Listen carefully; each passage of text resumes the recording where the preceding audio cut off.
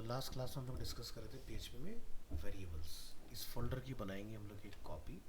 और आज हमारी डेट है 20 जुलाई। और यहाँ पर आपने क्या करना है, सबसे पहले सर्वर स्टार्ट कर लेना, ठीक है। तो क्या करेंगे, reveal in file explorer, switch to server folder and jump control panel. और यहाँ पर हम शुरू करेंगे start, click on admin and यहाँ पर आप लिखेंगे 10/30 जुलाई और ये अब रहा अपना, ठीक है।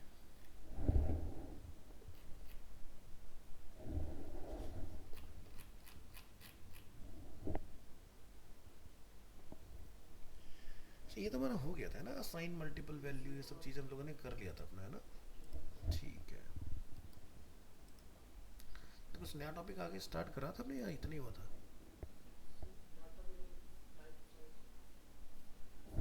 ये तक ही हुआ था हमारा पीएचपी में ना, वेरिएबल्स हमारा लास्ट टॉपिक था। आज आई थिंक हमें डेटा टाइप वगैरह के ऊपर काम करना स्टार्ट करना है। ठीक है, तो वेरिएबल में हमारे स्कोप डिस्कस हुए थे क्या? स्कोप ऑफ वेरिएबल नहीं हुआ था। ठीक है, तो हमें आना पड़ेगा अपने फोल्डर में। यहाँ पर कहीं पर हमने अपना फोल्डर बना रखा होगा।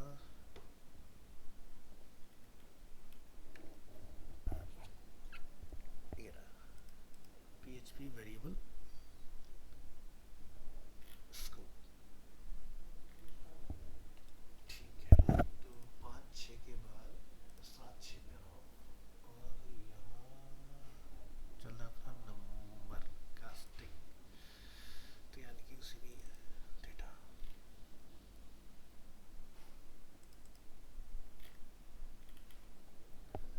चलिए, मैटर को करेंगे यहाँ से कॉपी। और यहाँ पर वेरिएबल में हम अपना टॉपिक बनाएंगे 3.1 कर दीजिए इसको, और लिखेंगे पीएचपी वेरिएबल्स स्कोप।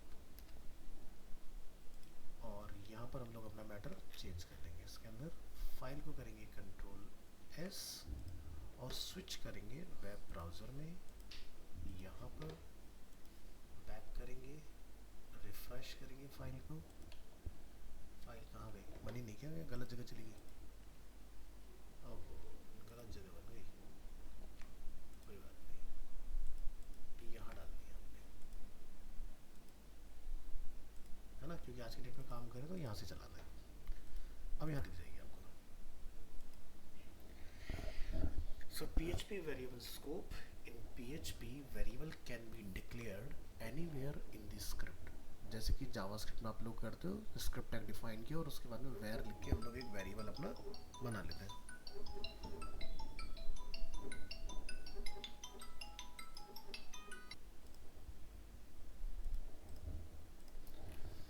हाँ जी, तो the scope of variable is a part of the script where the variable can be referenced and used। ठीक है, so PHP has 3 different variable scopes. One is local, second is global and third is static। तो 3 तरह के हमारे पास यहाँ पर scope आ जाते हैं। तो यहाँ पर क्या होता है कि जब भी हम लोग कोई वेरिएबल बनाते हैं तो ये तो होता नहीं कि वेर लेट कांस्टेंट। यहाँ पर क्या होगा, जब भी आपका कोई वेरिएबल बनेगा तो वो डॉलर से ही डिक्लेयर होगा, उसके आगे कोई भी प्रीफिक्स नहीं लगाना अपने को। हाँ, अगर जैसे वेरिएबल का कोई भी नेम आप डिफाइन करोगे तो मेक श्योर करना है कि नंबर से शुरू ना हो। प्लस अगर आपने लिखा वेरिएबल डॉलर नेम, अगर आप लिखते हो वेरिएबल अंडरस्कोर नेम, दोनों ही एक्सेप्टेबल है, चलेंगे। अंडरस्कोर जावास्क्रिप्ट में भी काम करता है और यहाँ पर भी काम करेगा। सो यहाँ पर हम लोग डिस्कस करेंगे इसके अंदर PHP variables global and local scope। A variable declared outside a function has a global scope and can only be accessed outside a function। So variable of x outside function 5 and value of y inside function 5। तो जैसे मैं यहाँ पर आपको एक example दिखाने की कोशिश करता हूँ। हमने यहाँ पर क्या होना है, $x = 5, ये क्या है, ग्लोबल स्कोप में है, ठीक है। अब जो वेरिएबल हमारा x है वो कहाँ है, फंक्शन के बाहर। अब जावास्क्रिप्ट अगर होता है तो हम लोग क्या करते हैं कि एक्स को डायरेक्टली अंदर यूज़ कर सकते हैं, बट पीएचपी में इसके लिए एक आपको सुपर ग्लोबल वेरिएबल मिलता है डॉलर ग्लोबल के नाम से, और यहाँ पर आपको बताना पड़ेगा कि भाई एक्स जो बाहर लिखा हुआ है उसको ग्लोबल बता के यहाँ पर रीड करना है आपने, तब चलेगा, अदरवाइज ये काम नहीं करेगा। जैसे एग्जांपल के तौर पर मैं यहाँ पर एक फंक्शन बना लेता हूँ माई टेस्ट, और मैंने यहाँ पर जाके लिखा और इसको मैं यहाँ पर क्लोज कर दूंगा इस तरह से। अब जैसे मैंने इसको क्लोज किया तो देखो एक्स का यहाँ पर एक एरर बना, क्या लिखा रहा है, अनडिफाइंड वेरिएबल डॉलर एक्स, जबकि ये ग्लोबल है। जावास्क्रिप्ट अगर हम लोग पढ़ के आए तो जावास्क्रिप्ट क्या कहता है भाई, अगर किसी फंक्शन के बाहर कोई ग्लोबल स्टेट पर वेरिएबल है तो हम उसको फंक्शन में रीड कर सकते हैं, बट इन पीएचपी होता तो है बट डायरेक्ट नहीं होगा। क्या लिखना पड़ेगा, उसके आगे ग्लोबल्स। जैसे मैं इसके आगे यहाँ पर ये बताऊंगा कि डॉलर ग्लोबल्स, और इसके बाद आपने अपने वेरिएबल का नेम अब जो लिखना है वो डॉलर के साथ नहीं लिखना है, क्योंकि डॉलर ग्लोबल्स आप ऑलरेडी बता चुके हो। आपने सिंगल कोट या में जाके बस अपने वेरिएबल का नेम डालना है, और इसके बाद आप यहाँ पर इधर डॉट लगाएंगे, इधर डॉट लगाएंगे, और यहाँ पर इसको आप इन्वर्टेड कोट लगा के बंद कर देंगे। तो ये हमारा शुरू हुआ यहाँ से, और इसको यहाँ से हटा दो, और ये वाला जो मैसेज है यहाँ पर हम लोग बंद कर देंगे। इधर देखो हमारे एरर चलेगा सारे, अब काम कर रहे हैं सही से। अब देखो इसका आउटपुट आपको मिलेगा माई टेस्ट का। अगर मैं माई टेस्ट को प्रिंट कर देता हूँ, चेक करेंगे जरा ब्राउजर में क्या आउटपुट आता है। क्या लिखा है, variable x inside function is.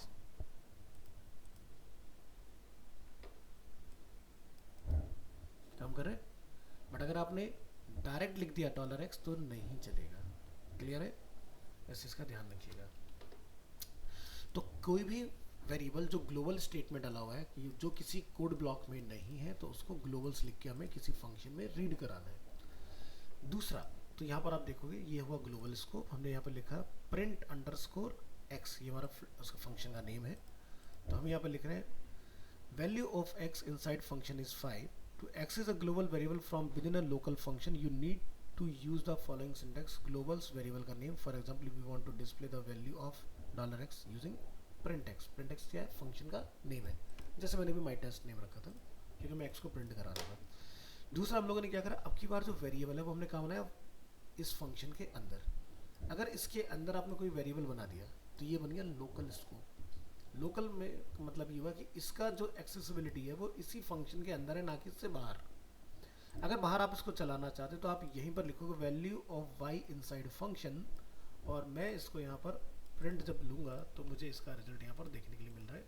क्या लिखा रहा है, value of y inside function 5 and value of x outside function is 5। Difference बता रहा है, एक में हमने क्या लिखा है आउटसाइड, दूसरे में क्या लिखा है, तो जिससे पता रहे आउटपुट में कि कौन सा अंदर है कौन सा वेरिएबल बाहर हम लोगों ने डिफाइन किया हुआ इस तरह से। आप दोनों का रिजल्ट अलग अलग लाइन में लेना चाहते हो तो बी आर लगा सकते हो, तो दोनों अलग अलग लाइन में डिस्प्ले हो जाएंगे। जैसे मैंने ऐसे एको किया कॉपी, और मैं यहाँ जाके लिख देता हूँ बी आर फॉर ब्रेक। जितना गैप आपको चाहिए उतनी बार बी आर डाल देना और यहाँ पर रिलोड कर लेना। काम कर रहे हैं, तो हुआ ग्लोबल एंड लोकल स्कोप। तो इस तरह से ये बेसिकली आपकी चीज़ें काम करती हैं इसमें।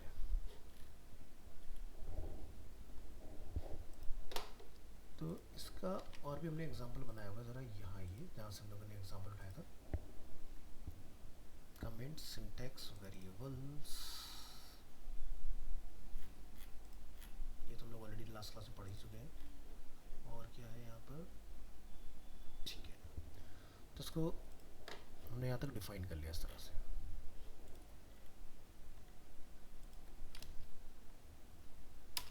यहाँ लिखेंगे पी टैग, लिखेंगे a variable declared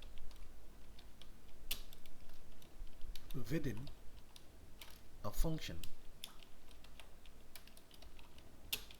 has a local scope and can only be accessed within that function. उसका एग्जांपल हमारा नीचे अवेलेबल है इधर, तो यहाँ पर जाके आप डिफाइन कर सकते हैं लाइक h3 एग्जाम्पल, और यहाँ पर जाके हम डिफाइन कर लेंगे इसका वेरिएबल विद लोकल स्कोप। ठीक है, तो ये हमारा लोकल स्कोप का एक एग्जांपल बन के तैयार हो गया। अब आप इसको अगर आप यहाँ पर देखोगे तो ये आपको इसका रिजल्ट इधर दिखाई देगा। ठीक है, और ऊपर वाला हमारा आउटसाइड उसमें रखा हुआ है। ठीक है, इसका भी मैं एग्जांपल यहाँ पर मेंशन कर दूंगा। यहाँ से करेंगे कॉपी, और यहाँ पर हम लोग इससे पहले डिफाइन कर लेंगे, और इसको क्या लिख देंगे, वेरिएबल विद ग्लोबल स्कोप, इस तरह से। अब आप कोड को अगर यहाँ पर प्रिंट कराना चाहते हो तो आपको यहाँ पर जाकर डिफाइन करना पड़ेगा इस कोड को, यहाँ से कट, और वो टेक्स्ट एरिया में डाल दोगे तो आपका डिस्प्ले हो जाएगा। नेक्स्ट यहाँ जाएंगे, लिखेंगे पी टैग, और क्लास का इस्तेमाल करेंगे मार्क, और यहाँ लिखेंगे you can have local variables with the same name in different functions। भाई जब मेरा एक वेरिएबल x है, अब वो x वेरिएबल किसी फंक्शन के अंदर है, तो मेरे पास कोई दूसरा फंक्शन है b, तो मैं उसके अंदर $x बना सकता हूँ, क्योंकि वो दूसरे से इंटरेक्ट तो कर ही नहीं रहा ना, दोनों अलग अलग है और वो एक लोकल स्कोप में पड़े हुए हैं। So you can have local variables with the same name in different functions, but बाहर अगर मैं डिफाइन करूँ ग्लोबल में तो सेम नेम से नहीं चलेगा, एरर कर जाएगा उस केस में, because local variable are only recognized by the function in which they are declared।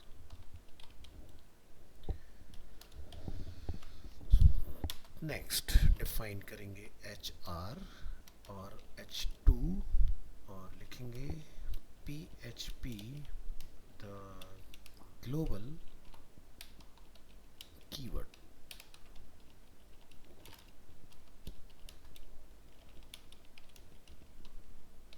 The global keyword is used to access a global variable from within a function। To do this, use the global keyword before the variables inside the function।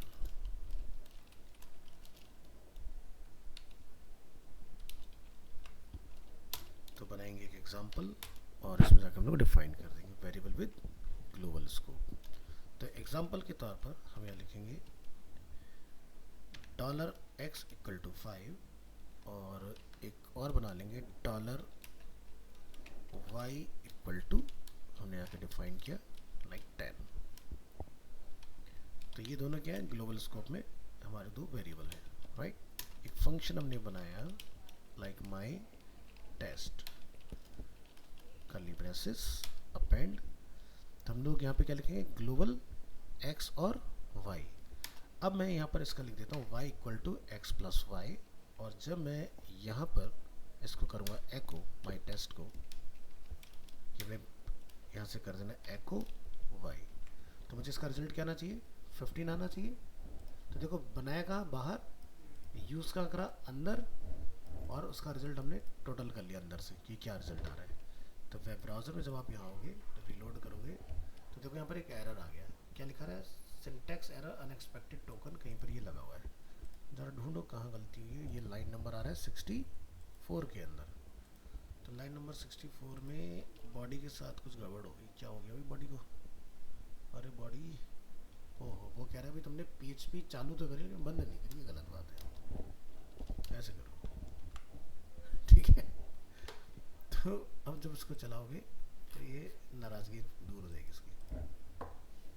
ठीक है, तो आपके पास दो method है, या तो आप global ऐसे बनाओ एरे फॉर्म में, या फिर आप ग्लोबल ऐसे भी बना सकते हो कीवर्ड के साथ। हाँ ना, यूजर डिफाइन है। फंक्शन ऑलवेज यूजर डिफाइन होता है, function always user define.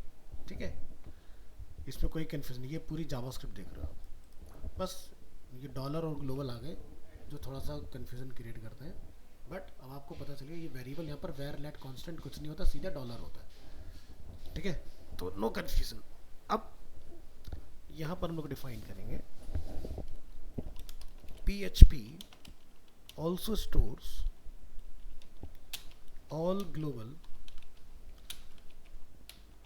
variables in an array called, अभी पढ़ा था ना, ग्लोबल्स।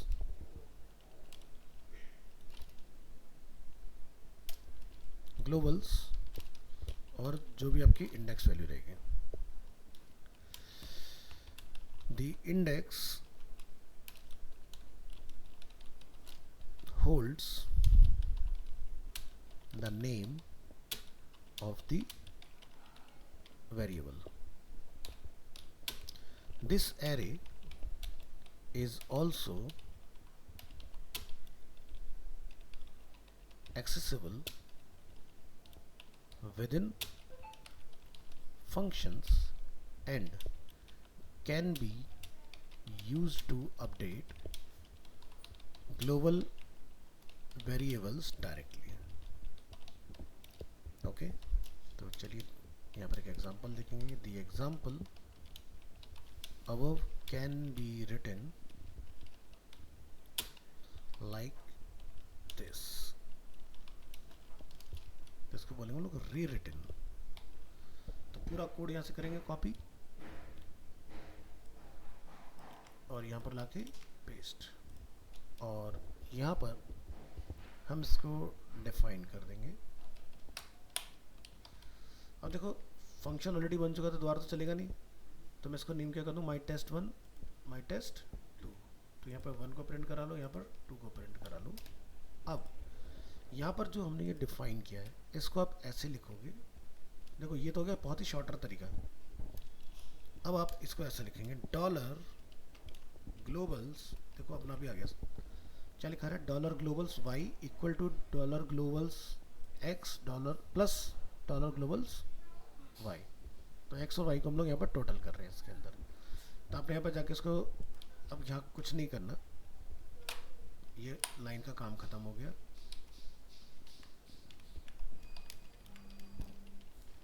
इसकी जगह पर हमारा एक लाइन में पूरा कोड आ गया। अब जब आप इसका रिजल्ट चेक करेंगे तो वाई का रिजल्ट आपको मिलना चाहिए यहाँ पर, ये देखो कितना आ रहा है। तो दोनों ही तरीके एथिकल है, कैसे भी काम चला सकते हो, दोनों ही ग्लोबल वेरिएबल को इजीली रीड कर लेते हैं। अब हमने एक तीसरा टाइप देखा था ऊपर, विच इज स्टैटिक, उसकी बात करेंगे।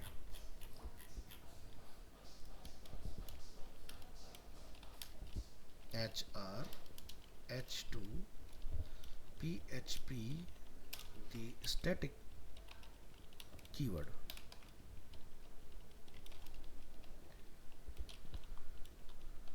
Normally when a function is completed या executed,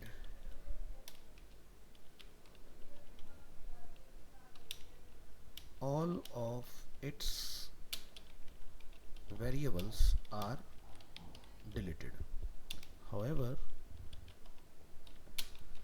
sometimes we want a local variable not to be declared या deleted. We need it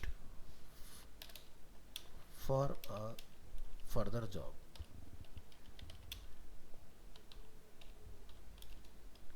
do this, use the static keyword when you first declare the variable. Copy करेंगे code example तक और नीचे लाके paste.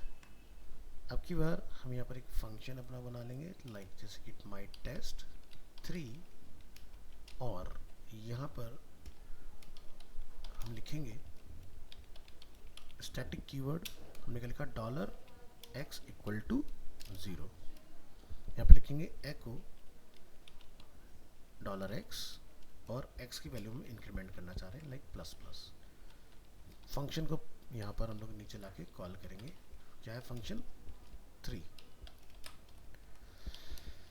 Alright, तो यहाँ पर इतना डिफाइन करने के बाद अब यहाँ पर लगा करेंगे रीलोड। क्या लिखा रहा है वैल्यू 0, तो हमने क्या लिखा है यहाँ पर प्लस प्लस। जितनी बार फंक्शन चलेगा उसकी वैल्यू में इंक्रीमेंट होता है। हमने क्या लिखा मल्टीपल टाइम।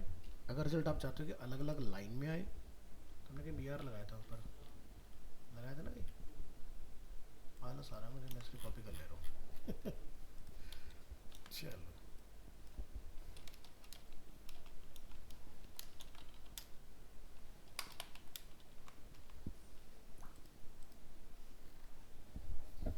ठीक है, तो इस तरह से आपका काम होता जाएगा इसमें। तो यहाँ लिखेंगे इसके लिए then each time the function is called, that variable will still have the information it contained from the last time the function was called.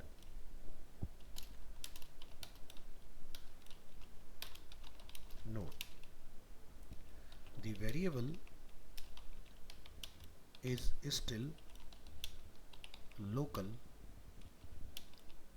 to the function. तो आप यहाँ देख रहे हैं वेरिएबल कहाँ डिफाइन है, फंक्शन के अंदर, और हम इसको बाहर जितनी बार भी चलाएंगे उतनी बार ही हमें अपडेट होके रिजल्ट प्रोवाइड करते रहेगा इस तरह से। तो ये था हमारा 3 तरह का डिफरेंट वेरिएबल जिसको हमने पढ़ा यहाँ पर, लोकल, ग्लोबल एंड स्टैटिक। तो सबसे ज़्यादा चलता है ग्लोबल, लोकल किसी फंक्शन के अंदर, और स्टैटिक में अपने किसी फंक्शन के अंदर रख के रीयूज करना हो बार बार तब। ठीक है, कहाँ पर वेरिएबल को, अभी तो आगे प्रोजेक्ट बनाओगे ना तो वेरिएबल ही चलेंगे, अभी तो प्रॉपर्टी पढ़ रहे हो।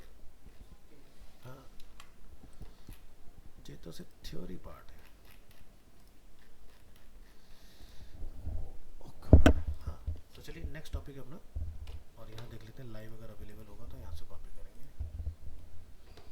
नेक्स्ट हमारे पास एको एंड प्रिंट। कॉपी करेंगे इसको और फाइल को सेव एज करेंगे नंबर 4,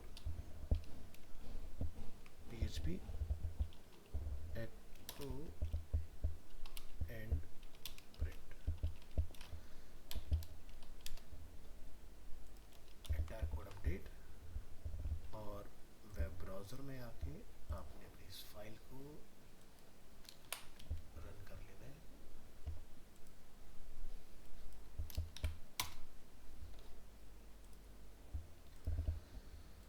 तो ये मैटर हमारा बिल्कुल लेफ्ट पे जा रहा है, तो इसको हम लिखेंगे container. The PHP echo and print statement. With PHP there are 2 basic ways to get output, echo और print। अभी तक हम लोगों ने जितना भी काम देखा वो echo की हेल्प से देखा है, बट हम लोग print का भी यूज कर सकते हैं। Echo and print are more or less the same. They are both used to output data to the screen. The difference is small. echo has no written value, print has a written value of 1, so it can be used in expression. Echo can take multiple parameter, although such uses is rare. While print can take one argument, echo is marginally faster than print. तो आपको print का use कम मिलेगा, आपको जो ज़्यादा use देखने के लिए मिलेगा वो एको का ही मिलेगा देखने के लिए. So the PHP echo statement, the echo statement can be use with और विदाउट पैरेंथेसिस. यानी कि हम लोग जब भी कोई मैसेज अपना एको करते हैं तो हम लोग डायरेक्ट भी लिख लेते हैं ऐसे, और बनाना ब्रैकेट लगा के उसके अंदर भी अपना मैसेज लिख सकते हैं कुछ इस तरह से. ये भी एक्सेप्टेबल है, कोई कंफ्यूजन नहीं. ठीक है, तो this statement is print via echo. वही देखो मैंने कंट्रोल एस किया और मैं अगर यहाँ के इसको रिलोड करता हूँ, काम कर रहा है.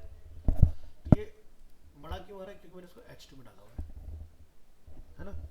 फिर क्या है, हेलो वर्ड हमने इस तरह से डिफाइन किया है. I am about to learn PHP.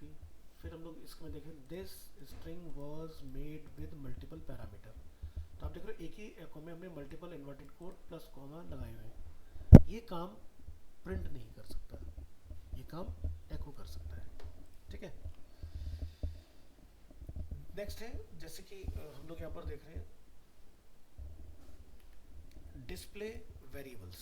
तो डिस्प्ले वेरिएबल्स हम लोगों ने यहाँ डिफाइन करा यहाँ पर. तो आप यहाँ देखोगे टेक्स्ट 1 में हमने लिखा लर्न PHP, टेक्स्ट में लिखा arenaanimationindia.com. तो यहाँ पर एक वेरिएबल है हमारे पास $x = 5 और दूसरा वेरिएबल है $x = 7. तो जब हम लोग यहाँ पर एको करेंगे टेक्स्ट 1 को, तो हमने H2 टैग में क्या कॉल करा है, टेक्स्ट 1. दूसरा हमने एको बनाया स्टडी PHP एट टेक्स्ट 2, और ये दोनों मैसेज आपको यहाँ दिखाई देंगे इधर. PHP is fun, hello world, I am about to learn PHP. इस तरह से आपको ये देखने के लिए मिलेगा इसमें. तो यहाँ पे क्या स्टडी एट arenaanimationindia.com. 5 और 7 का हमने टोटल किया तो क्या आ गया, यहाँ पर रिजल्ट 12 आ गया इस तरह से.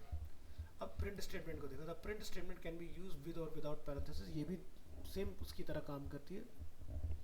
अब इसके अंदर मैसेज लोग डिस्प्ले करा रहे हैं. तो ये देखो PHP is fun, hello world, I am about to learn PHP. तो प्रिंट पे भी सब कुछ चल रहा है. क्या नहीं कर पाएगा प्रिंट, जरा वो देखिए. तो जैसे ये लाइन को अगर मैं यहाँ पर लिख देता हूँ प्रिंट, क्या बन गया, एरर बन गया. तो ये काम प्रिंट नहीं कर सकता, ये काम एको ही कर सकता है. बाकी कोई भी डिफरेंस आपको देखने के लिए नहीं मिलता दोनों के अंदर. दोनों सेम ही आउटपुट आपको रिटर्न करते हैं इसके अंदर.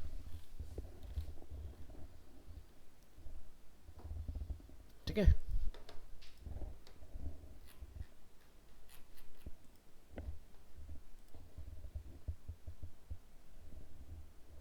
नेक्स्ट आपका आता है data types.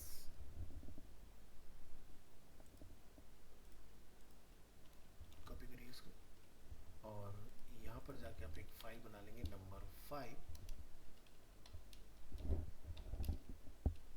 PHP data types.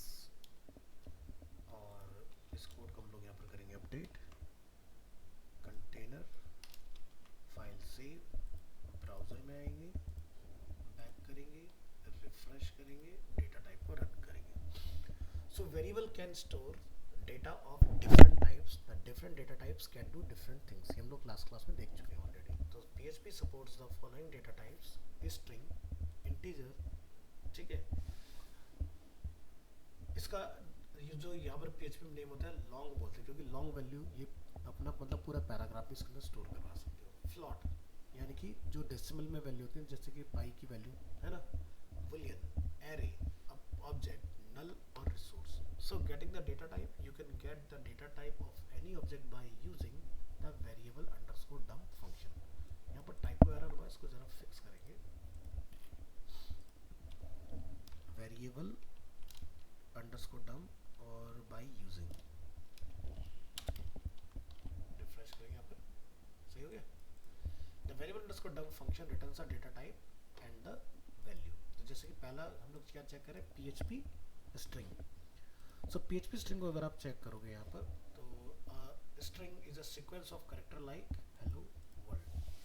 A string can be any text inside quotes. You can use single or double quotes. Choice is your, कैसे आपने define करना है. तो यहाँ पर अगर हम लोग कोड में आते हैं तो आप यहाँ नोटिस करेंगे हमने दो टेक्स्ट वेरिएबल बनाए, text one text two, hello world, और हमने यहाँ पर डिफाइन किया अरेना एनिमेशन इट इज, इस तरह से। तो क्या है कि अगर मैंने आपको ये लास्ट क्लास में बताई थी ऑलरेडी कि भाई यू कैन यूज़ सिंगल और डबल, अगर आपको कहीं इट इज़ लिखना पड़ गया इस तरह से तो आपको डबल कोट होना चाहिए, क्योंकि अगर डबल कोट में आप सिंगल कोट में आप फिर से सिंगल कोट लगाओ तो एरर थ्रो कर जाएगा उस केस में। तो इन दोनों का रिजल्ट हमें यहाँ पर देखने के लिए मिल रहा है जब आप यहाँ पर चेक करते हैं इसको। तो ये मुझे टाइप बता रहा है वेरिएबल अंडरस्कोर डंप और कितने लेंथ है, तो जैसे 1 2 3 4 5 वाइट स्पेस 6 7 8 9 10 11 12 सेव आ रहा है। नेक्स्ट है इंटीजर को चेक करने का तरीका। N integer data type is a non decimal number between negative से लेके पॉजिटिव तक, ठीक है। तो नेगेटिव में इतनी लोअर वैल्यू तक जा सकते हो और पॉजिटिव में आप इतनी ओवर वैल्यू तक जा सकते हो, ठीक है। So rules for integers, N integer must have at least one digit, ठीक है। यानी कि आप जब कोई वेरिएबल बनाओगे तो एटलीस्ट एक डिजिट तो डालो उसके अंदर, तभी तो बनेगा, या जीरो हो या वन हो, है ना। An integer must have at least one digit and integer must not have decimal point, ठीक है, नहीं तो फिर उसका टाइप बदल जाएगा, है ना। An integer can be either positive or negative, यानी कि ऐसे भी हो सकता है या ऐसे भी हो सकता है, मतलब -10 भी लिख सकता हूँ मैं, 10 भी लिख सकता हूँ। Integer can be specified in decimal base 10, hexadecimal base 16, octal base 8 and binary base 2, क्योंकि बाइनरी में दो ही नंबर चलते हैं, 0 या 1, ठीक है। नोटेशन तो यहाँ पर इंटीजर को एक वैल्यू दी है 5985, और जब आप उसको वेरिएबल डंप पे चेक करते हो तो क्या रिटर्न आता है कि भाई इसका जो टाइप है वेरिएबल का ये क्या है, इंटीजर है, और देखो यही आ रखा है इंटीजर 5985। नेक्स्ट है float. A floating point number is a number with a decimal point और a number in exponential form. तो जैसे कि हमने यहाँ पर एक वेरिएबल बनाया 10.365, तो आपका जो इसका वेरिएबल का टाइप है वो क्या है, फ्लॉट लिखा रहा है VS कोड ऑटोमेटिक। तो यहाँ पर क्या लिखा रहा है आपको, फ्लॉट। फिर क्या होता है boolean. Boolean represents two value, two possible state, one is true और अदर इज फॉल्स। तो हमने यहाँ पर डिफाइन किया एक वेरिएबल जिसमें x की वैल्यू क्या है, ट्रू, तो हमें क्या रिटर्न आ रहा है, bool value is true. Booleans are often used in conditional testing. Array, array stores multiple value in a single variable, each value is called an element of the array. तो जैसे हमने अपने स्टूडेंट्स का एक array बना के रखा है यहाँ पर, स्टूडेंट, अब जावास्क्रिप्ट में जब आप एरे बना रहे तो मेन ब्रैकेट लगाते हो, PHP में मेन ब्रैकेट भी एक्सेप्टेबल है और बनाना ब्रैकेट भी एक्सेप्टेबल, दोनों से एरे बन जाता है, ठीक है। तो यहाँ पर मैंने लिखा जैसे 4 स्टूडेंट के नेम है, नितिन, कुशाल, नीरज, सौरभ एंड तुषार। तो जब हमने वेरिएबल अंडरस्कोर डंप में स्टूडेंट को चेक किया तो मुझे इसने बता दिया कि भाई ये जो डेटा है ये क्या है, एरे टाइप में है, 4 की लेंथ है, 0 पोजीशन पर स्ट्रिंग की लेंथ 13 है, 1 पोजीशन पर स्ट्रिंग की लेंथ 12 है, 2 पोजीशन पर स्ट्रिंग की लेंथ 13 है एंड 3rd पोजीशन पर स्ट्रिंग की लेंथ 6 है, TUSHER, है ना। तो ये मुझे इस तरह से रिटर्न करेगा। बात करते हैं PHP ऑब्जेक्ट। तो class and objects are the two main aspects of object oriented programming. तो आपको मैं PHP में ऊप्स पढ़ाऊंगा, बड़ा ही मज़ेदार टॉपिक होता है ऊप्स, और ये सभी लैंग्वेज में काम करते हैं, चाहे वो जावास्क्रिप्ट हो, आपको जावास्क्रिप्ट मैंने पढ़ाया हुआ है, क्लास और ऑब्जेक्ट, ठीक है। तो जैसे फ्रूट्स के नाम से हम लोग बना लेते हैं, एम्प्लॉय के नाम से हम लोग क्लास बना लेते हैं, कुछ भी हम लोग क्लास बना सकते हैं। और क्लास का बेनिफिट क्या होता है कि भाई आपने एक बार क्लास बना लिया तो उसके अंदर आप जितनी मर्जी वैल्यू चलाते जाओ और जितनी मर्जी बार उस कोड को यूज़ करते जाओ। तो class some sort of template, ठीक है, जिसमें जो डेटा चेंज कराना है कराते जाओ। So classes and object are the two main aspects of object oriented programming, जिसको हम लोग शॉर्ट में बोलते हैं OOPS, OOPS, ठीक है। A class is a template for object and the object is an instance of a class. When the individual objects are created, they inherit all the properties. यहाँ पर मिस्टेक हो गया, इसको हम लोग करेक्ट करेंगे।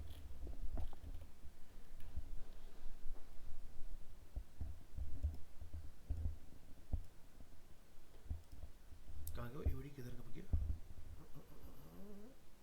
टेम्पलेट यहाँ कहीं था ना, ये रहा, प्रॉपर्टीज एंड बिहेवियर्स।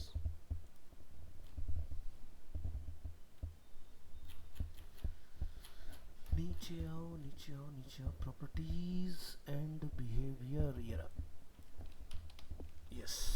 चलो तो नीचे जाइए, properties and behaviors from the class, but each object will have different values for the properties. तो जैसे एग्जांपल के तौर पर आप यहाँ देखो, हमने क्या बनाया, एक क्लास है हमारे पास कार, ध्यान रखना, क्लास किसी भी लैंग्वेज में आप बनाओगे उस क्लास का नेम कैपिटल से ही शुरू होगा।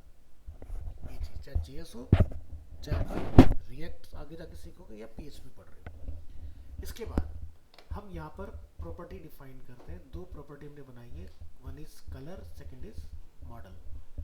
इसके बाद आप यहाँ पर ये देखो बिल्कुल फंक्शन जैसे आपको दिखाई दे रहे होंगे ना, इसको हम लोग बोलते हैं मेथड। ठीक है, हमने मेथड में यहाँ पर एक कंस्ट्रक्टर डिफाइन किया। कंस्ट्रक्टर क्या होता है आगे समझोगे इस चीज़ को कि क्या काम करता है कंस्ट्रक्टर। फिलहाल हमने यहाँ पर डिफाइन किया एक मेथड जिसके अंदर हम लोगों ने कलर और मॉडल दोनों को सेट कर दिया। इसके अंदर हमने लिखा दिस कलर के अगेंस्ट कलर कौन होगा, मॉडल के अगेंस्ट मॉडल कौन होगा। अब ये वैल्यू कौन सी वाली है, ये वाली है या ये वाली है, थोड़ा सा कन्फ्यूजन क्रिएट करते हैं। ये जो वैल्यू आप यहाँ देख रहे हो वो ये है, और ये जो वैल्यू आप यहाँ देख रहे हो वो ये वैल्यू। तो आप देखो जब उसको पकड़ रहे हो, ठीक है, तो मान लो मैंने यहाँ पर जाके लिखा इसको x और y, एग्जाम्पल के लिए समझना, ठीक है, x और y, तो एरर कहाँ बना, इस जगह पर, यहाँ तो नहीं बना ना। तो अब ये समझ में आ गया ना ये वैल्यू कौन सी वाली है, ये वाली। जो कंस्ट्रक्टर में आप लिखोगे वो यहाँ डिफाइन करना है। अब ये दिस क्या है, ये भी आपको आगे जाके समझ में आएगा। दिस काम करता है सेम क्लास के सेम प्रॉपर्टी को मेथड के अंदर एक्सेस करने के लिए। तो यहाँ पर आप ये वाला नेम प्रॉपर्टी का चलाएंगे, ये वाला नेम आप यहाँ से पैरामीटर का चलाएंगे। अब यहाँ पर हम लोगों ने एक दूसरा मेथड डिफाइन किया है मैसेज, जो कि रिटर्न होगा। रिटर्न में हमने क्या लिखा, my car is a this colour और दिस मॉडल। अब इसमें जो वैल्यू वो कहाँ से आएगी, हमने लिखा यहाँ पर माई कार एक variable, new car is a object. Object के अंदर हमने कलर क्या डाला है, रेड, और मॉडल का नेम क्या है, कोरोला। ठीक है, हमने यहाँ पर लिखा वेरिएबल अंडरस्कोर डम, और यहाँ पर जाकर हमने लिखा माई कार। ठीक है, और जब हम लोग इसको यहाँ पर लिखेंगे तो आपको यहाँ पर आउटपुट मिलेगा इसका। ऑब्जेक्ट क्या है, कार, जिसके अंदर दो चीज़ें हैं, one is colour, second is model. Colour क्या है, रेड, और मॉडल का नेम क्या है, कोरोला। तो इसकी लेंथ हमें पता चला है कि लेंथ कितनी कितनी है, और उसका लेंथ का टाइप क्या है, स्ट्रिंग है या इंटीजर है। दूसरा हमने यहाँ पर रिटर्न कराया print underscore are.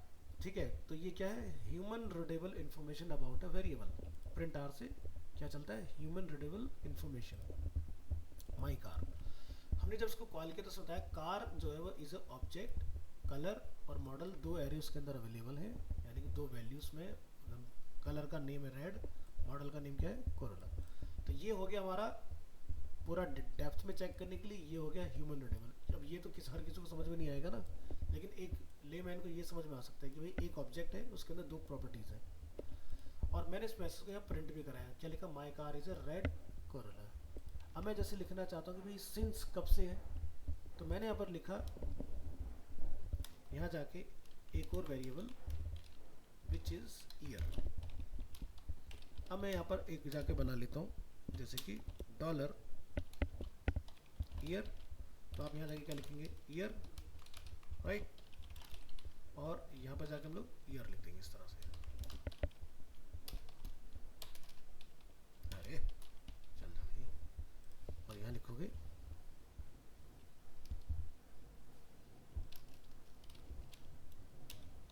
Since dollar this year, ये मैंने डिफाइन किया। अब ये कह रहा है भाई आपका ऑब्जेक्ट जो है कार, ये कहता है क्या कि भाई एक्सपेक्टेड 3 आर्ग्यूमेंट पर 2 मिल रहे हैं। भाई आपने ऊपर कितने बनाए, कलर, मॉडल, ईयर, नीचे आप 2 चीज़ें देखे बेकार तो गलत हो गया ना उसके साथ। तो कह भाई तीसरा भी दो मुझे, तो तीसरा बता दो भाई क्या है।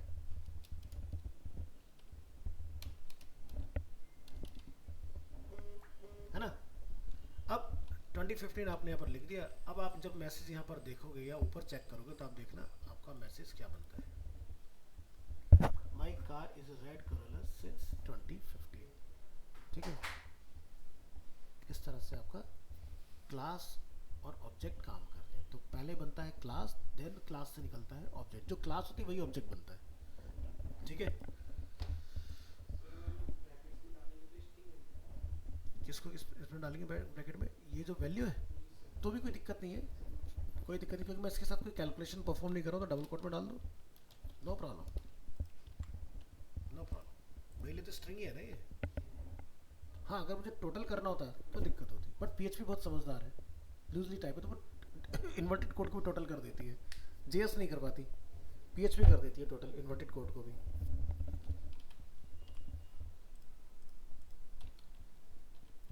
तो ये क्लियर हो गया। तो अगर हमें मैसेज लिखना होगा तो हम लोग ये लिखेंगे वेरिएबल का नेम, और यहाँ से हमने जो अंदर फंक्शन बनाया, जो हमने मेथड बना रखा है मैसेज, उसको हमें प्रिंट कराना है इसके आगे, तो आपका आउटपुट रिटर्न में आ जाएगा। तो ये तो जस्ट टेस्टिंग के लिए मैंने लिख के दिखाया हुआ आपको। फिर बात करेंगे नल वैल्यू की। तो null is a special data type which can have only one value which is null. मतलब कि बाय डिफॉल्ट अगर आपके पास कुछ नहीं है किसी फील्ड में, that is a null value. A variable of data type null is a variable that has no value assigned to it. जैसे मैंने एक वेरिएबल बनाया कि $x इक्वल टू नल, मतलब उसके पास कुछ नहीं है, तो नल लिखने से क्या होगा, वो अनडिफाइंड रिटर्न नहीं करेगा मुझे। अगर आपने वेरिएबल x लिख के छोड़ दिया और जब उसको एको करोगे तो वो क्या देगा, अनडिफाइंड, मतलब उसके पास कोई वैल्यू है ही नहीं। जावास्क्रिप्ट में यही होता है कि अगर मैंने लिखा वेरिएबल फर्स्ट नेम और सेमीकोलन लगा के छोड़ दिया, और जब आप लिखोगे document dot right first name, तो बोलेगा अनडिफाइंड। बट नल लिख दोगे तो अनडिफाइंड नहीं मिलेगा आपको, है ना। If a variable is created without a value, it is automatically assigned a value of null. So variable can also be emptied by setting a value to null.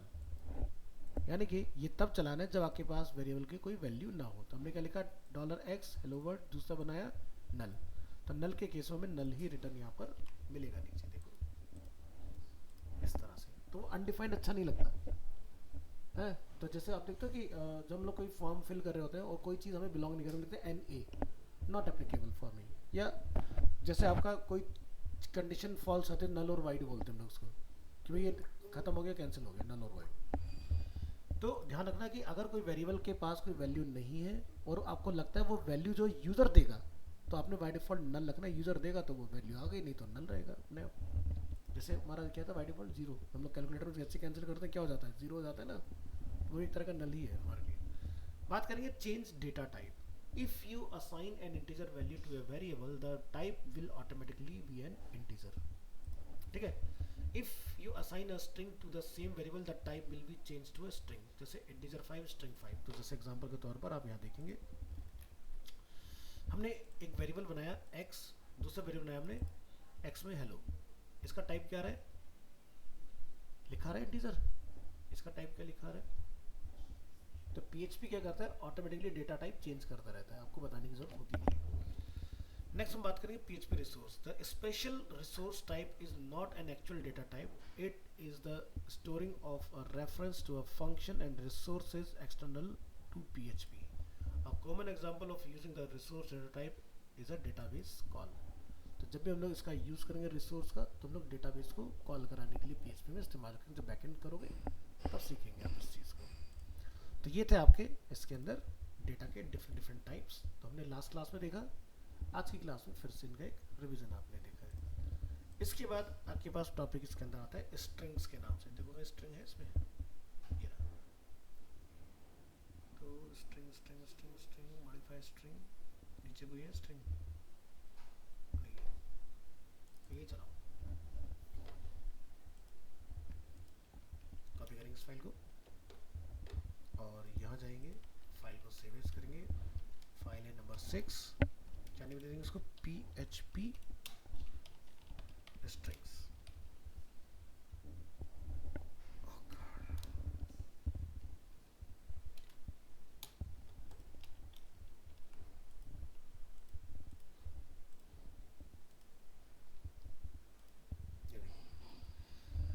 So string is a sequence of character like arena animation, ठीक है। Strings in PHP are surrounded by either double quotation mark और single quotation mark, यानी कि आप double coat single quote कैसे भी बना सकते हो। जैसे कि हम यहाँ पर रिजल्ट प्रिंट करा रहे हैं Arena Animation. There is a big difference between double quote और single quotes in PHP। ये as हो गया, इस करेंगे इसको, there is, कितने गया ये। तो आप यहाँ देखोगे हमने जैसे लिखा एको अरीना, सिंगल कोट भी चल रहा है, एको एनिमेशन ये भी हमारा काम कर रहा है। तो आप यहाँ पर देख सकते हैं अरीना और एनिमेशन दोनों ही हमें रिजल्ट अपना डिस्प्ले कर रहे हैं। सो डबल और सिंगल कोट्स में क्या डिफरेंस आता है, यू कैन यूज डबल और single quotes but you should be aware of the difference between the two. Double quoted string perform actions on special characters, ठीक है। एंड एग्जांपल, ठीक है, where when there is a variable in the string it returns the value of the variable. जैसे example के तौर पर नीचे आइए, हमने क्या लिखा, dollar x equal to double quote में एनिमेशन। तो जब आप नीचे एको करेंगे तो जावास्क्रिप्ट में ऐसा नहीं हो सकता, लेकिन पीएचपी ऐसा कर सकती है कि डबल कोट के अंदर आपका वेरिएबल रेंडर कर जाएगा।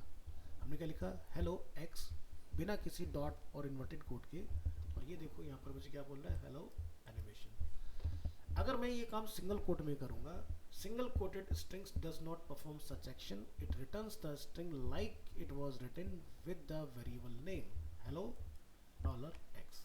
क्या हुआ, हमने लिखा यहाँ पर डबल कोट में एनिमेशन, लेकिन कॉल कराते तो मैंने क्या लिखा स्ट्रिंग को, सिंगल कोट हेलो $x। तो देखो $x as it is print हो गया अपने आप। तो डिफरेंस समझ में आया। डबल कोट जो होता है वो अपने अंदर वेरिएबल रेंडर कर सकता है, बट सिंगल कोट अपने अंदर वेरिएबल रेंडर नहीं कर सकता, ठीक है।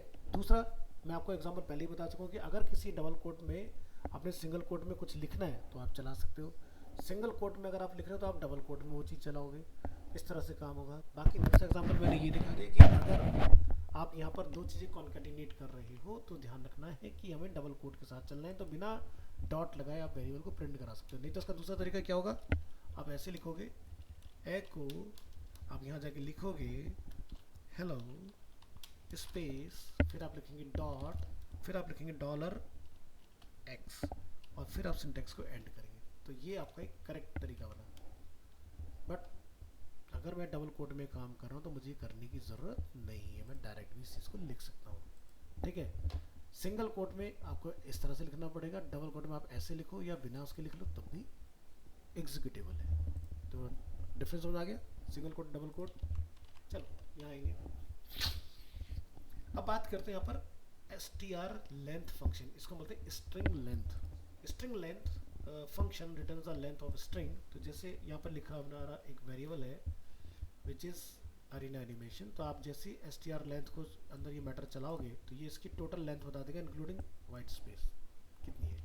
तो हमें कितना रिटर्न आ रहा है 15। अब ज़रूरी नहीं कि मैं इसको ऐसा लिखूँ, मैं यहाँ जाके इसको लिख सकता हूँ $x, और $x को मैं यहाँ पर एक वैल्यू दे सकता हूँ ऐसे। बात तो तभी एक ही है ना, जरा चला के देखो क्या कोई फर्क पड़ रहा है इसको, नहीं ना, तो नो कंफ्यूजन। नेक्स्ट है वर्ड काउंट। मैंने यहाँ पर टोटल लेंथ का काउंट किया, मैं इसमें वर्ड काउंट करना चाहता हूँ। तो ये कितने बता रहा है, 2 वर्ड है भाई, 2 ही तो थे, अरीना और एनिमेशन। इसके लिए क्या फंक्शन दिया था, string word count function counts the number of words in a string. तो इजीली इसने बता दिया 2 वर्ड इसमें, अरीना एनिमेशन। मैं लिख देता हूँ यहाँ जाके क्या, प्रीत विहार, कितना हो गया वो, चेक करके देखिए सही काम कर रहे हैं। फिर क्या है, search for text with in a string. तो इसके लिए वो यूज करते हैं string position. The PHP string position function searches for a specific text with in a string. If match is found, the function returns the character position of the first match. If no match is found, it will return false. तो यहाँ पर आप देखोगे क्या return आ रहा है, 6। The first character position in a string is 0 not 1। ध्यान रखना, जैसे एरे में हमारा पहली पोजीशन क्या होती है, 0 होती है ना, वैसे स्ट्रिंग काउंटिंग में पहली पोजीशन 0 होगी आपकी। तो यहाँ पर जरा जाके चेक करके देखो क्या लिखा हमने यहाँ पर। हमने यहाँ पर जाके बिल्कुल लास्ट में डिफाइन किया एको str पोजीशन मतलब स्ट्रिंग पोजीशन, हेलो वर्ल्ड, हम क्या ढूंढ रहे हैं, वर्ल्ड, ठीक है। तो the first character position in a string is 0 not 1। तो अगर आप ऐसे काउंट करोगे तो आपकी कैलकुलेशन गलत बैठेगी। देखो 1 2 3 4 5 6 7, बट हमें आउटपुट क्या आता है 6।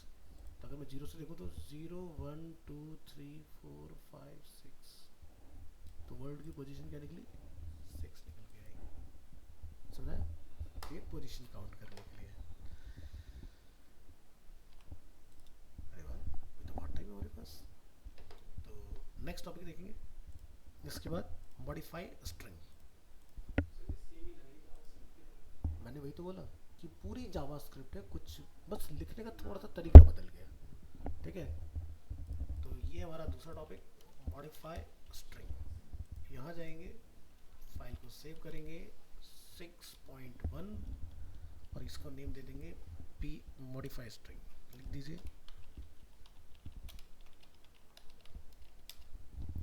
इसीलिए तो इसको सीखने के लिए किसी आपको सी प्लस प्लस वगैरह की ज़रूरत नहीं है। HTML CSS JS पढ़ लो और डेवलपर बन गए।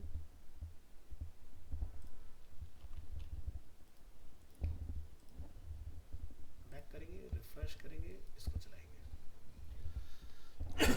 So PHP has a set of built-in function that you can use to modify strings, जैसे कि अपर केस। तो फंक्शन का नेम है string to upper case function returns the string in upper case। तो देखो arena animation जो कि आपका टाइटल केस में था, अब क्या बन गया अपर केस। जरा कोड में आके देखो एक नज़र और इसको समझो। हमने वेरिएबल क्या बनाया था, टाइटल केस, स्ट्रिंग टू अपर लिखने पर क्या हुआ, अपर केस हो गया। सिमिलरली हमारे पास ऑप्शन यहाँ पर अवेलेबल होगा लोअर केस का। तो लोअर केस के लिए आप यहाँ पे जाकर डिफाइन करोगे, इसमें वैल्यू स्ट्रिंग टू लोअर। तो string to lower function returns the string in lower case, जिसमें आपका मैटर क्या लिखा है, अरीना एनिमेशन सब कुछ स्मॉल में। नेक्स्ट क्या हमारे पास, रिप्लेस स्ट्रिंग। रिप्लेस के लिए हम लोग यूज करते हैं str_ replace function, replace some characters with some other characters in a string. जैसे कि यहाँ पर क्या लिखा है, अरीना एनिमेशन हमने क्या बना दिया, एपटेक एनिमेशन। हमने क्या लिखा, Arena Animation is a string, हमने लिखा echo string to replace, Arena को एपटेक से रिप्लेस कर दो और $x को प्रिंट कर दो। तो ये क्या बन गया, एपटेक एनिमेशन, जो कि आपको यहाँ पर रिजल्ट दिखाई दे रहा है। तो पहले क्या डालेंगे, जिस वैल्यू को बदलना है, फिर क्या डालेंगे, जिसके साथ बदलना है, फिर अपना variable print. Next, reverse a string, ये मिरर कर देगा, जैसे आपको मैंने बाई डायरेक्शनल पढ़ाया था ना वीडियो टेक्स्ट HTML5 में। तो the PHP string reverse functions reverse a string Arena Animation, Arena Animation. तो इस तरह से हमने लिखा हुआ है यहाँ पर। अब देखो क्या लिखा हमने, डायरेक्शन RTL, ये हो गया HTML वाला एग्जांपल। हेलो, मैं अभी कर रहा हूँ, उस क्लास में जरा करता हूँ। तो यहाँ पर मैंने लिखा $x अरीना एनिमेशन, हमने क्या लिखा, स्ट्रिंग रिवर्स फंक्शन $x। तो इसका आउटपुट हमारा ये बना। और HTML में कैसे करते हैं, इस वाले तरीके से, दोनों का रिजल्ट सेम है ना, RTL वीडियो टैग में। वीडियो मतलब बाई डायरेक्शनल, डायरेक्शन हमने क्या लिखा, राइट टू लेफ्ट, और अरीना एनिमेशन हमारा मिरर फॉर्म में हमें डिस्प्ले हो रहा है। ठीक है। Remove white space. देखो white space is the space before and after actual text and very often you want to remove this space. तो जैसे एग्जांपल के लिए हमने यहाँ पर लिखा अरीना एनिमेशन, अब अरीना के आगे भी गैप है, अरीना के पीछे भी गैप है। हमने कहा ट्रिम $x। तो ट्रिम क्या करेगा, अगर मान लो कोई यूज़र फॉर्म के अंदर डेटा सबमिट कर रहा है और उसने अपना नाम लिखने से पहले गलती से स्पेस लगा दिया, तो मेरे बैकएंड में स्पेस के साथ एंट्री ना जाए, क्योंकि जब आप शॉर्टिंग परफॉर्म करोगे तो वो गड़बड़ कर जाएगा, वो डेटा शॉर्ट ही नहीं होगा क्योंकि आगे स्पेस लगा हुआ है। तो हम सबमिट के टाइम पर यूज़र को एक फंक्शन में पास कर देते हैं ट्रिम के अंदर।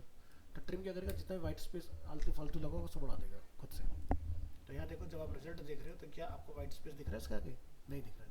बट अगर मैं ट्रिम का यूज़ ना करूँ, मैं डायरेक्ट $x को प्रिंट करता हूँ, यहाँ पर चेक करिए, एको $x, और मैं यहाँ पर लगा देता हूँ BR, कंट्रोल एस के हमने यहाँ पर।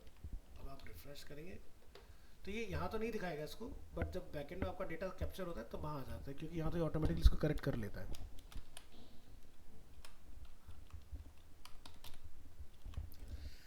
नेक्स्ट है convert string into array. The PHP explode function splits a string into an array, यानी कि explode की हेल्प से हम स्ट्रिंग को एरे बना सकते हैं। तो the first parameter of explode function represents the separator specifies where to split the string। तो यहाँ पर आप देखोगे हमने क्या लिखा, वेरिएबल x में अरीना एनिमेशन, आपने y वेरिएबल बनाया, लिखा एक्सप्लोड, इन्वर्टेड कोट के बीच में जो स्पेस है उसको हमने यहाँ पर बताया और $x को लिखा। जब हमने इसको प्रिंट किया तो अरीना एनिमेशन क्या बन गया, यहाँ पर आके एक एरे, 0 पर क्या है अरीना, 1 पर क्या है एनिमेशन। तो आप यूज़र के इनपुट को एरे भी बना सकते हो एक्सप्लोड की हेल्प से। सो ये होता है आपका मॉडिफाई स्ट्रिंग। एक और होना चाहिए कॉन्कैटिनेशन। यहाँ आएंगे, फाइल को सेव एज करेंगे, 6.3 कॉन्कैटिनेट स्ट्रिंग, concatenate string यहाँ से फाइल करेंगे कॉपी, यहाँ पर करेंगे कॉल, और यहाँ लाइव आके हम इस फाइल को करेंगे बैक, करेंगे रिफ्रेश, कॉन्केटिनेशन। सो कॉन्केटिनेशन जावास्क्रिप्ट में चलता है प्लस के साथ, हम हर चीज़ पे प्लस लिखते हैं वहाँ पर, चाहे कैलकुलेशन करें या ना करें। यहाँ पर चलता है dot. So to concatenate or combine two string you can use the dot operator। JavaScript में चलता है प्लस ऑपरेटर। अरीना एनिमेशन, तो ये दो अलग अलग चीज़ें, लेकिन हमने इनको एक साथ जोड़ दिया। कैसे? यहाँ पर अगर आप पीछे आओगे और इधर आके आप चेक करोगे तो मेरे पास दो वेरिएबल है, one is x, other is why. मैंने दोनों को जी के अंदर डाला एक्स डॉट वाई, तो आप जब जी को प्रिंट करोगे तो आपका रिजल्ट आएगा अरीना एनिमेशन। हो गया concatenation. The result of our example is Arena animation without a space between the two words। You can add a space character like this। तो जैसे कि आप यहाँ देखोगे मैंने क्या लिखा हुआ है, बीच में एक और यहाँ पर डॉट लगा के इन्वर्टेड कोड में स्पेस छोड़ दिया, तो ऐसे हमारा स्पेस ऐड हो जाएगा। यहाँ पर ये देखो स्पेस दिखाई दे रहा है। एन ईजियर ऑफ और बेटर वे ऑफ नहीं होगा, ईजियर और बेटर, टाइपिंग में गड़बड़ हो जाती है। Easier or better way is by using the power of double quotes। By surrounding the two variables in double quotes with a white space between them, the white space will also be present in the below result। जैसे कि ये, तो यानी कि हमने यहाँ पर क्या करा, नीचे आप आओगे, हमने यहाँ पर लिखा x और y को जब कॉन्केटिनेट किया तो हमने x और y को ही कोट में डाल दिया। भाई ये सब खेला क्यों करना, जब आपको PHP आती तो ऐसे लिखो, तो बीच में स्पेस अपना आप काम करिए। देखो ये वाला जुगाड़ करने की जरूरत ही नहीं है जावास्क्रिप्ट वाला, ऐसे चलो। तो ये भी तरीका चल जाता है और ये सबसे बढ़िया तरीका है कॉन्केटिनेट कराने का। नेक्स्ट हमारे पास जो इसमें एग्जांपल आएगा वो रहेगा हमारा, इधर आइए, slicing string.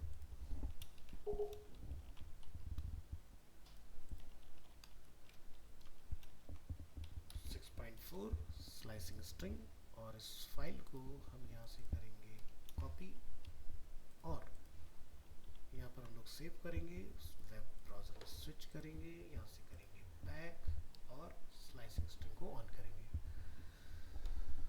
You can return a range of characters by using substring function.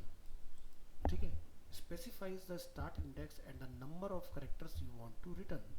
Start the slice at index 6 and end to slide 5 position letter. मान लो मेरे पास एक बंच ऑफ टेक्स्ट लिखा हुआ है, मैं लेकिन उसमें से सिलेक्टेड मैटर ही प्रिंट करना चाह रहा हूँ। अगर आपने लिखा $x, उसमें लिखा this is my first class in Arena Animation Preet Vihar, तो पूरा आएगा तो प्रिंट करोगे। मैं चाहता हूँ दिस इज तक ही आए एग्जाम्पल के तौर पर, तब आपने सब स्ट्रिंग का यूज़ करना है। तो क्या करेंगे, यहाँ पर आप देखेंगे एनिमा तक ही हमें यहाँ पर दिखाई दे रहा है, एनिमेशन पूरा नहीं आया। क्यों नहीं आया? अब आप यहाँ देखो हमने क्या लिखा है, अरीना एनिमेशन पूरा। अब हम क्या चाह रहे हैं कि भाई ये जो रिजल्ट है उसमें से लिमिटेड मैटर में हमारा डेटा दिखाया, तो हमने लिखा सब स्ट्रिंग $x अरीना एनिमेशन हमने पूरा कॉल करा है, लेकिन क्या लिखा 6-3। अब ये क्या करेगा, गेट द कैरेक्टर्स, सॉरी हम लोग ऊपर आना पड़ेगा, गलत जगह देख रहे हैं हम लोग, यहाँ हो $x और हमने यहाँ पे क्या लिखा 6,5। इसका मतलब क्या हुआ, 1 2 3 4 5 प्रिंट हुए, 6 पोजीशन पर उसने बंद कर दिया इसको, 6 पे जाके बंद होगा, 5 तक प्रिंट करेगा। 6,5 का मतलब समझ आया, यानी कि 1 2 3 4 5। ठीक है, तो यहाँ पर आप देखो जैसे कि क्या चला 1 अब मैंने आपको एक चीज़ बताई थी कि जब भी हम लोग स्ट्रिंग में पोजीशन निकालते हैं 0 से चलती है, तब आप देखना है 0 1 2 3 4 5 6 हो गया। तो जैसे 6 पर वो पहुंचा, उसने अपना 5 लेटर एनिमा ANIMA ये प्रिंट आपके करा दी। तो क्या हुआ, स्टार्टिंग से 6 को स्किप और ये प्रिंट। अगर आपने लिखा 6 कैरेक्टर प्रिंट हो तो आपका टीवी आना चाहिए, समझ गए। अगर आप यहाँ पर नंबर कम कर दोगे, हमने लिख दिया 3, तो पहले वाले के भी थोड़े से कैरेक्टर आपको दिखाई देंगे, लेकिन लेंथ जो है वो कितनी है 6। तो यानी कि हमारा जो मैटर चला AREN, ठीक है, ARE वो लेस हो गया, NA 1 2 3 4 5 6, आपका ये प्रिंट हो गया। देखो 6 कैरेक्टर्स के अंदर, तो स्टार्टिंग से 6 चलेंगे, तो स्टार्टिंग से 6 चलेंगे, ये ऐसे आ गया। अब छठे पे क्या स्पेस है अरीना के बाद, तो इसलिए वो आया नहीं। अगर मैं यहाँ का स्पेस हटा दूँ तो आप यहाँ देखोगे, समझ आगे बातचीत क्या चल रहा है। तो इसी मैंने नीचे लिखा, the first character has index 0। तो ये था स्लाइसिंग स्टार्टिंग से। अब हम बात करेंगे एंड से काटना है हमें। Slicing to the end by leaving out the length parameter the range will be go to the end, start the slice at index 6 and go all the way to the end. तो हमने यहाँ पर जाके इस बार इस तरह से define किया $x6। तो 6 को स्किप करो, बाकी आगे जितनी भी लेंथ है सब प्रिंट करा दो। देखो क्या हो रहा है, एनिमेशन पूरा आ गया इस तरह से। पहले वाले हमने दोनों चीज़ें लिखी थी, स्टार्ट और एंड कहाँ होगा। इस बार हमने सीधे लिखा 6 को छोड़ के बाकी जितना भी सब ले आओ। तो उसने अरीना को हटाया, एनिमेशन पूरा ले आया। स्लाइसिंग फ्रॉम द एंड, ये था टू द एंड। अब हम बात करें फ्रॉम द एंड से।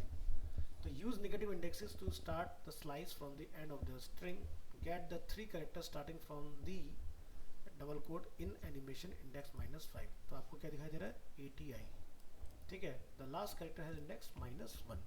तो जो इसकी यहाँ से चलेगा तो -1, -2, -3, -4, -5 इस तरह से। तो ये नीचे डिफाइन होगा यहाँ पर इधर। तो जब आप यहाँ से माइनस में काउंट करोगे तो -1, 2, 3, 4, 5 और कितनी लेंथ आएगी, 3 की लेंथ आएगी। तो कितनी लेंथ आ रही है, 80i, यही है ना इसके अंदर, 80i। तो यहाँ पर ध्यान रखना ये नेगेटिव से शुरू होगा। अब negative length, use the negative length to specify how many characters to omit starting from the end of the string. तो get the character starting from A in animation index 5 and continue until 3 characters from the end। तो यहाँ पर जाके last वाला example क्या बनता है, 6 - 3। तो यहाँ पर आप देखो ANIMAT, ठीक है, ION कट गए, -3, ठीक है, इस तरह से। तो फंक्शन सब में एक ही चलेगा, बस नंबर का सारा गेम है, कहाँ पर किस तरह से लगाओगे, इसलिए सारे अलग अलग एग्जांपल्स अवेलेबल है इसके अंदर। अब हम लोग बात करेंगे इसमें एस्केपिंग कैरेक्टर्स की। एस्केपिंग कैरेक्टर्स की भी फाइल यहाँ पर हमारे पास होनी चाहिए, यस है। कॉपी करेंगे और इसका नेम भी कॉपी कर लेंगे, यहाँ आएंगे,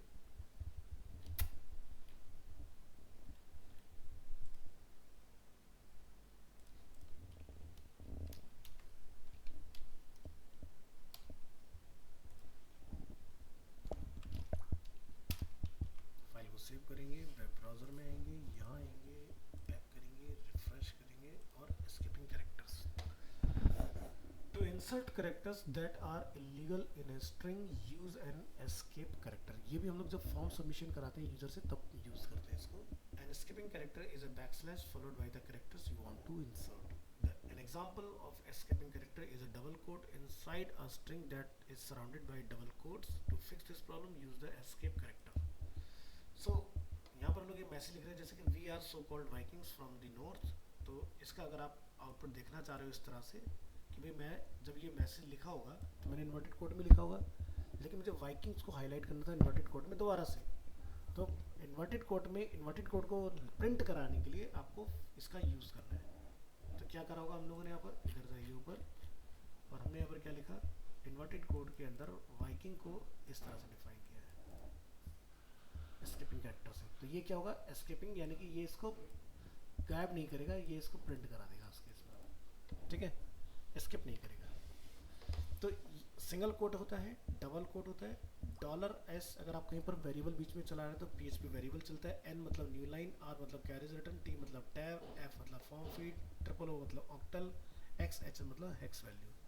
तो आगे इनके आपको एग्जांपल दिख जाएंगे किस तरह से किसको किस तरह से यूज़ करना होता है हमें। तो जैसे कि आपको याद होगा जावास्क्रिप्ट मैंने आपको पढ़ाया था कि भाई अगर आपको अलर्ट में बहुत बड़ा मैसेज लिख दिया आपने और आप उसको तोड़ना चाहते हो, ब्रेक करना चाहते हो, तो हम लोग कहते हैं /n, क्योंकि वहाँ BR तो चलता नहीं अलर्ट के अंदर, तो N मतलब न्यू लाइन। उसी तरह से अगर आपको 2 वर्ड के पीछे टैब लगाना है तो /t लिख दोगे, टैब लग जाएगा उसके अंदर।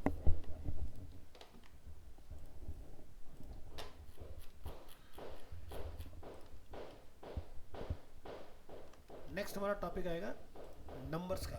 तो नंबर्स इस वाली क्लास में नहीं होगा, नंबर आपको मिलेगा 7th वाली क्लास में, PHP नंबर्स के नाम से।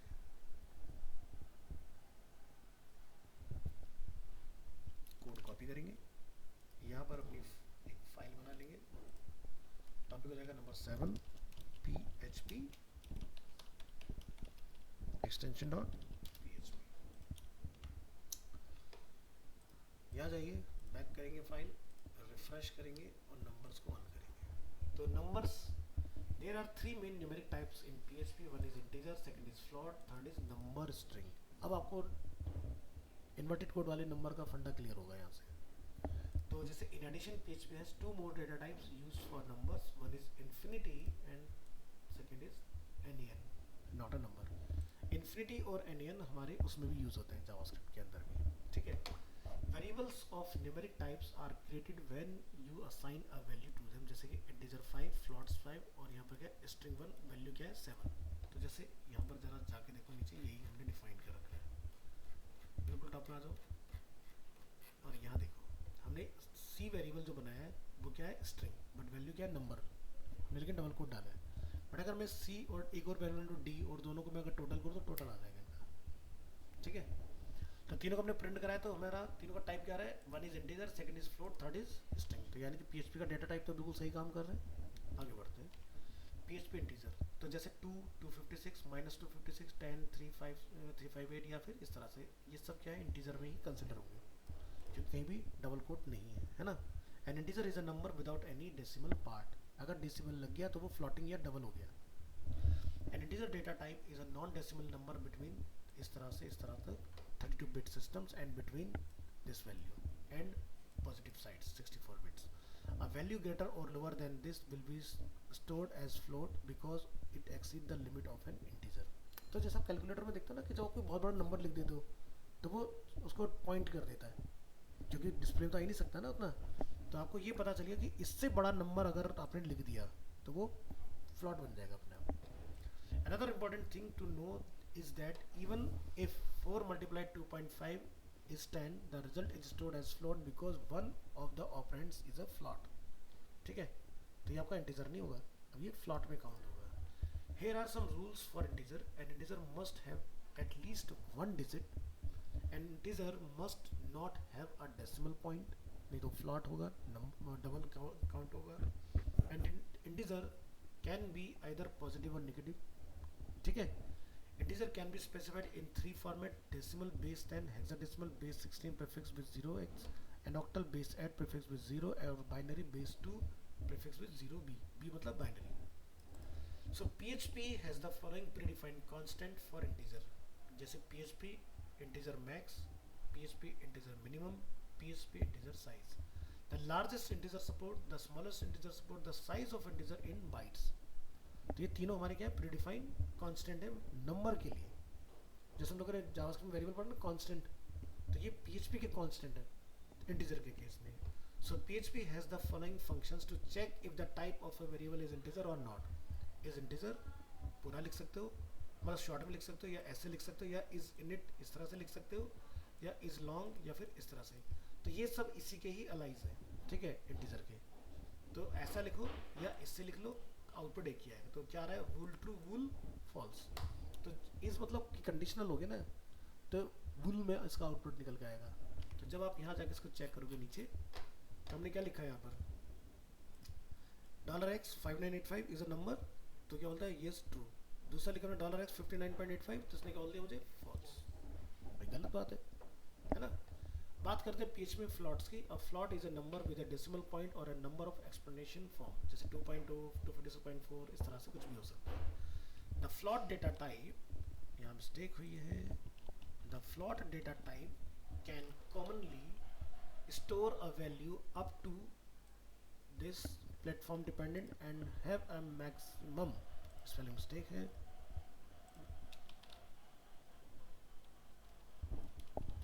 मैक्सिमम precision of 14 digits, ठीक है। PHP has the following predefined constant for floats, so इसके लिए आप यूज करते हैं PHP float max, PHP float min, PHP float यहाँ से digit, and PHP float आपका यहाँ पर आएगा FCM। सो यहाँ पर आप जी देखेंगे चार हमारे जो है, the largest representable floating point number, the smallest representable positive floating point number, the number of decimal digits that can be rounded in integer, integer निवे इनटू होगा, into a float, into a float and back without precision loss, and the smallest representable positive number.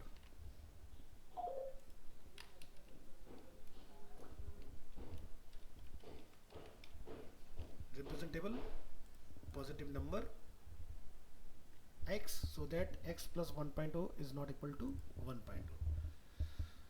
So PHP has the following functions to check if the type of a variable is float. तो क्या लिखेंगे, is underscore float या is underscore double, दोनों ही एक ही चीज़ है. तो यहाँ पर आप इसको देखें, ये किसका अलाइज है, इस फ्लॉट का ही अलाइज है.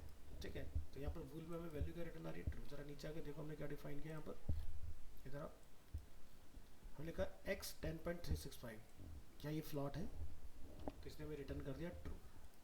ये फ्लॉटिंग नंबर है. ठीक है, कहाँ गया ये.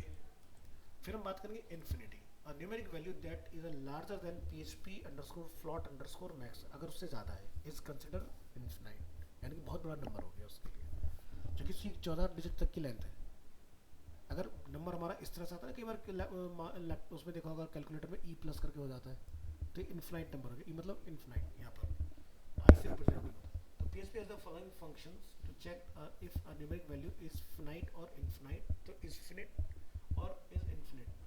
So however the PHP variable underscore dump function returns a data type and value. क्या लिखा है, फ्लॉट इन्फिनिट. तो इन्फिनिट का डेटा हमें क्या दिखाई दे रहा है, यहाँ पर आप नीचे आके देखेंगे हमें लिखा 1.9 E411, तो काफ़ी बड़ा नंबर हो गया कि जब इसको चेक करोगे तो आपको इन्फिनिट में रिटर्न आएगा. नेक्स्ट है नॉट अ नंबर.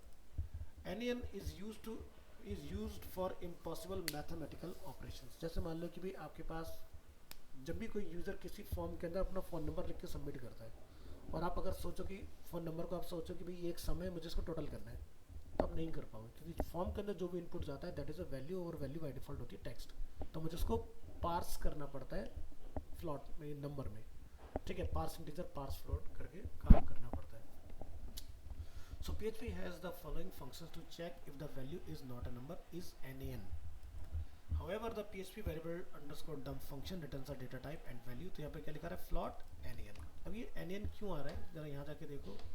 हम यहाँ पर चेक कर रहे हैं इसको डिफाइन करने के लिए. हमने लिखा a cos, मैं तो पढ़ा ना साइन थीटा कॉस थीटा, हमने लिखा a cos वैल्यू क्या है 8. अब ये इंटीजर वैल्यू तो नहीं है ना, तो इसने मुझे इसको क्या रिटर्न करा दिया, नॉट अ नंबर. इसी तरह से न्यूमेरिकल स्ट्रिंग, तो इसके लिए आपको मिलेगा is numeric. The PHP is numeric functions can be used to find whether a variable is numeric. The function returns true if the variable is a number or number strings, false otherwise. अब आप यहाँ देखो, यहाँ पर ये क्या है, integer, ये क्या है, स्ट्रिंग. देखो यहाँ पर ये क्या है, फ्लॉट, और ये क्या है, टेक्स्ट. हम सबको इस न्यूमेरिक फंक्शन में चेक कर रहे हैं, तो हमें क्या रिटर्न आ रहा है, ट्रू ट्रू ट्रू फॉल्स. यानी कि फॉल्स वो कब हो, जब उसको प्योर टेक्स्ट मिला. अदरवाइज उसने फ्लॉट को, स्ट्रिंग नंबर को और नंबर को सबको उसने मुझे ट्रू में रिटर्न कर दिया. और इसी वजह से PHP जो होती है इन्वर्टेड कोड की वैल्यू को भी टोटल कर लेती है. समझ गए. तो जैसे मैं अगर इसका एक डेमो आपको दिखाऊँ छोटा सा, जैसे मैंने लिखा यहाँ पर एको, एक वेरिएबल बना लो, सॉरी वेरिएबल ऐसे नहीं मिलता है, हम लोग लिखेंगे a इक्वल टू 5, फिर मैं क्या लिखा, b इक्वल टू 10. एको करेंगे c को. अब जरा देखना इसका आउटपुट क्या आ रहा है. ये काम JS में करो तो नहीं चलेगा, वहां पर लिखाएगा, वहाँ पर आपका रिटर्न आएगा 510. ठीक है, लेकिन PHP टोटल मार्क देती है सिर्फ और सिर्फ इसकी वजह से, क्योंकि ये वेरिएबल के अंदर न्यूमेरिक को ढूंढ के निकाल लेता है. तो मैंने जैसे एक एग्जांपल आपको दिखाया, क्लियरिटी दी है इसके बारे में. नेक्स्ट है PHP में casting strings and float to integers. तो जैसे sometimes you need to cast a numerical value into another data type, जैसे कि द इंटीजर और integer value functions are often used to convert a value to an integer. तो जैसे आप यहाँ पर देखोगे हमारे पास एक डेटा है वेरिएबल x में फ्लॉटिंग, हमने इसको लिखा इंटीजर कास्ट, और हमने क्या बोला, इंटीजर बना दो उसको, तो उसने फ्लॉट वाले पॉइंट सारे उड़ा दिए. देखो फिर हमने क्या बनाया, यहाँ पर इंटीजर कास्ट यहाँ पर भी हमारे पास कुछ इस तरह से डेटा है इन्वर्टेड कोड में स्ट्रिंग वैल्यू में, हमने उसको भी इंटीजर में कन्वर्ट कर लिया। तो यहाँ पर पीएचपी में हम लोग जो डेटा कन्वर्ट करते हैं, अगर यूज़र का कोई इनपुट मुझे टेक्स्ट फॉर्म में आ रहा है तो मैं उसको नंबर ऐसे बना दूंगा, किसकी हेल्प से, ये वाला जो हमने लॉजिक लगाया इंटीजर अंडरस्कोर यहाँ पर। तो ये नंबर बन, ये तो वेरिएबल हो गया इंटीजर अंडरस्कोर कास्ट, तो ये इस तरह से चलेगा बेसिकली, ठीक है। INT डॉलर, उसके आगे बस आपको डेटा टाइप लगा देना है, वही डेटा टाइप बन के आपका तैयार हो जाएगा। तो ये था हमारा PHP के अंदर नंबर्स। और नेक्स्ट क्लास में लोग देखेंगे फिर ये कास्टिंग मैथ एंड कॉन्स्टेंट्स इस तरह से। तो मैंने बोला था ना स्पीड बढ़ जाएगी आपकी PHP में, क्योंकि बहुत सारी चीज़ें पहले से लिखी गई हैं, वो एक एक चीज़ टाइप नहीं करेंगे, सिर्फ उसका प्रैक्टिकल समझेंगे और एक्सप्लेनेशन समझेंगे उसको, ताकि PHP जल्दी हो जाएगी। मतलब मान के चलो कि अल्टरनेट आपकी क्लास होती है, तो आप मान के चलो 1 महीने में आप कम से कम 2.5 महीने का डेटा पढ़ लोगे।